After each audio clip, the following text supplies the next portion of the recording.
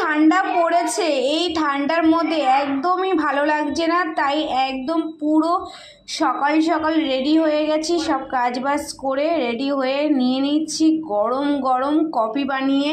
কফির প্যাকেট আমার হাতে আছে, কফিটা ঢালবো আর বানাবো। তো চলো কফিটা বানাই। কিন্তু কফিটা দিয়ে দিয়েছি, এবার আমি হালকা করে চামচ দিয়ে একটু নাড়িয়ে নিয়ে একটুখানি কালারটা বানিয়ে নিচ্ছি। তো দেখতেই পাচ্ছ আমার কিন্তু কফি কিন্তু রেডি হয়ে গেছে। তো কফির সাথে আমি কি খাচ্ছি সেটা তোমাদের আমি দেখাই, চলো। কফির সাথে নিয়েছি হচ্ছে অল্প করে মুড়িটা খেতে ভীষণ ভালো লাগে, আর কফির ধুমোটা উঠছে, উফ! এই শীতকালে গরম গরম কফির ধুমোটা যেরকম ভালো লাগে খেতে, সেরকম করে কফিটাও খেতে ভালো লাগে। তো আমাদের তিনটা নিয়েছি।